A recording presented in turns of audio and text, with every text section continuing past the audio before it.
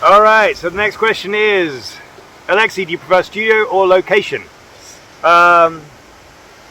Short and simple answer is I love both. Variety is the spice of this particular career choice of mine. You know, we get to be in so many different places to take pictures. So let's talk about location first. Location, you never have full control, which is why I love it. You can see a location, you can choose a location, you think you've got the perfect one, but everything can change on the day, right? The weather can change, the wind can shift, the rain can come down. So you always have to be ready to adapt. If, for example, all of a sudden there's a load of people in this particular location that you've chosen, that might force you to change your angle. Maybe you're shooting up on the model so you don't see all the people behind. You have to be ready to roll with the punches when you're on location, because things change all the time. All of a sudden the wind can change. Suddenly the rain can come down. Like right now, it's raining. I know it looks sunny behind me, but it's raining, so I came under this tree to answer some questions. So let's talk about choosing a location. If possible, go to a location before you shoot there, to really get a feel of what it's going to offer you. Does it have enough different angles and spaces to shoot in? Is the light good? Now, sometimes you can't go to a location before you shoot because it's in a different country, a different city, whatever it is. And you will have to ask somebody to go there to shoot it for you and to show you pictures. So there are certain things you should always ask for. Ask them if they're taking pictures on a wide angle lens, because a lot of the times I've been to a location thinking that it's huge, and I get there and I realize that they've shot on a wide angle lens and we're actually crammed into this tiny space. Ask them where the sun is at what time of day.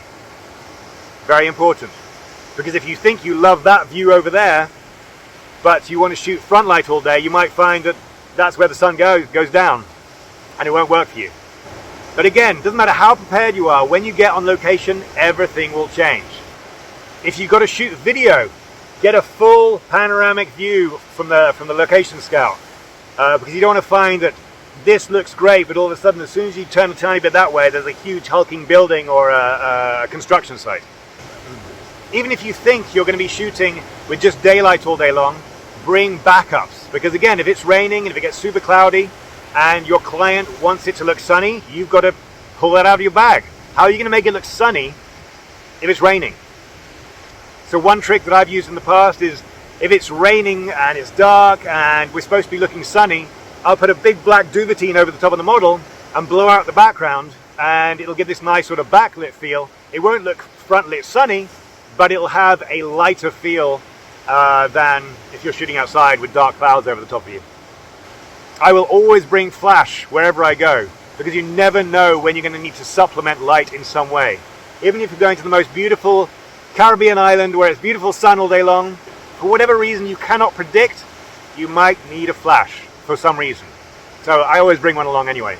I love arriving on location and immediately just taking a walk around, right? While the hair and makeup's going on, I will walk around, sometimes by myself, sometimes with my lighting technician, sometimes with the creative director, and I'll go and just search the area, and I'll just constantly take in everything. I'll look at every corner of a room, every corner of a beach. I will take my phone out and start sort of framing up pictures. You just never know what the location can offer you. So you will really want to see every single angle of this location. Because again, when you get on location, the things that you didn't plan for might be the magic ingredient that take your shoot off into a different direction, into a better direction than you'd planned for. Now, then, after a couple of weeks of shooting on location, I love going back in the studio. I love having complete control. I love being able to set up the light in the morning and knowing that it's going to stay the same light all day long. So after the first shot, if the lighting works, when the model goes to change and redo hair and makeup or whatever, the light stays like that, and I'll just have a little espresso, have a little chat with my assistants, catch up on some emails, knowing that the light is exactly the same. It looks great. On location, you will have to set up a light over here, and then the next shot you can go over there, you've got to set up a light over there. So it's a constant. Location is much harder work, but a lot more fun. Also in studio, you can control the wind perfectly. You can have it exactly the direction you want. You can have a light breeze just blowing the hair across the face in a beautiful way. And yeah, so light, wind, all these things you control. The other great thing about being in a studio is that you can create a set. So instead of going out and finding a particular corner of a Parisian apartment, you can create that Parisian apartment in studio. It might be cheaper than flying everybody to Paris. And then again, you can control the light perfectly. You can have a window built where you can blast light through.